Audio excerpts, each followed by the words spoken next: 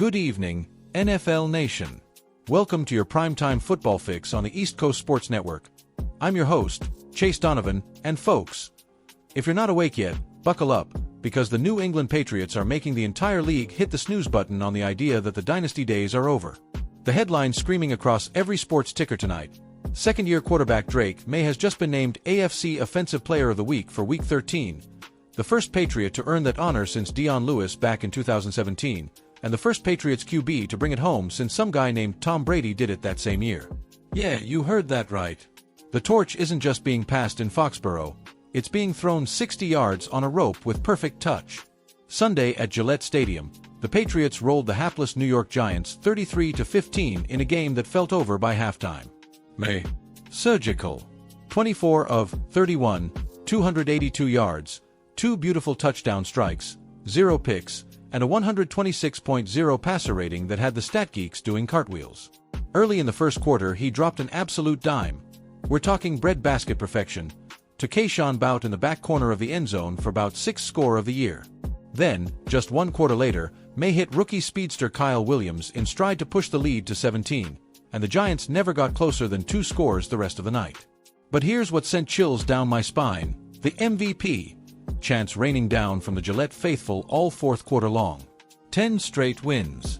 An 11-2 record heading into the bye, the best mark in the entire NFL right now. Think about that for a second.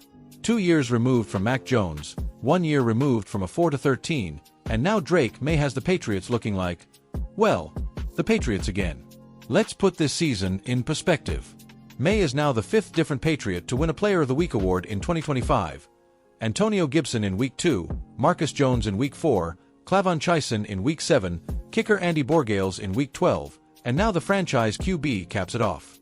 That's depth, that's culture, and that's a whole lot of people buying what first-year head coach Mike Vrabel is selling. After the game, Maye was pure class when asked about the growing MVP buzz. Quote, "I'm just trying to be the face, trying to be the conductor. I want the pressure. I want the ball in my hands. I've tried to show that all year and throughout my career. When adversity shows up, I gotta respond the same way every single day. Just be me." That's what the guys feed off. And then he immediately pivoted credit to the locker room, the equipment staff, even us media folks who show up every day and get roasted in the locker room on Fridays. Kid's 23 years old and already mastering the Brady-esque deflection playbook already. Now, let's zoom out and talk history, because this Patriots run is starting to feel eerily familiar. Remember 2001? A 6th-round quarterback out of Michigan takes over in Week 3, the team rattles off wins, the building starts chanting his name, and by February we're watching confetti in New Orleans. Or 2007, 16-0 regular season, Brady winning MVP. Or 2016, down 28-3 in the Super Bowl, and you know the rest. Point is, New England has a habit of turning good quarterbacks into legends, and Drake Maye grew up watching those runs on TV in North Carolina, and now he's living it. Across the league, the usual suspects are sweating. The 11-2 Bills still lead the AFC East, but the Patriots are right on their tail with a head-to-head tiebreaker already in hand. Kansas City just lost to Buffalo, Cincinnati is surging, but right now Vegas has New England as the second betting favorite to represent the AFC in New Orleans for Super Bowl 60. That's not nostalgia talking, that's the odds makers. Meanwhile, down in Philadelphia, yes, we see you birds, the Eagles sit at 9-3, coming off that heart-stopping overtime win against the Rams. Jalen Hurts, A.J. Brown, that suffocating defensive front, they're still the NFC's top dog. But if these two historic franchises keep this up, we might be looking at Patriots-Eagles 3 in the Super Bowl. The trilogy nobody knew we needed after Super Bowl 39 and II. Imagine it, Maye versus Hurts, Vrabel versus Sirianni, Gillette South, also known as New Orleans, rocking with green and navy. I'm getting goosebumps just saying it out loud. Back to Maye for a minute. The numbers are absurd. He's top 5 in the league in completion percentage, yards per attempt, touchdown passes, and passer rating. He's rushed for over 500 yards already, something only 5 quarterbacks have ever done in a single season. And maybe most impressively, he's done it behind an offensive line that was supposed to be a weakness.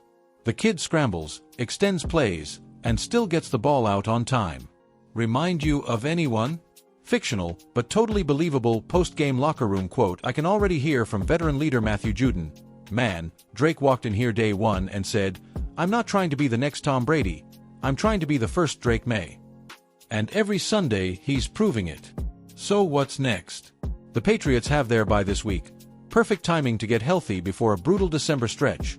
At Miami, home against the Chargers; at Buffalo, home against the Jets to close it out. Win 3 of those 4 and New England is hosting a playoff game for the first time since 2019. Win out. They're the 1 seed and everybody else is fighting for second. Patriot Nation, you've waited patiently through the rebuild. The jokes, the 4-13 season, the dynasty is dead, hot takes. Enjoy this. Your quarterback is 23, your defense is flying around like it's 2018 again, and the Lombardi Trophy is absolutely in play. Eagles fans, keep doing what you're doing, because if these two teams meet in February, it's going to be the most watched Super Bowl since, well, the last time these two met in the Super Bowl. That's going to do it for tonight's breakdown. Drop your MVP vote in the comments. Maye or Hurts if these teams collide. Smash that like button, hit subscribe, turn on notifications because the NFL playoff picture is changing by the week, and we'll be here bringing you every angle. From Foxborough to Philly and everywhere in between, keep flying high, football fans. We'll see you right back here next week. I'm Chase Donovan. Good night, and go football.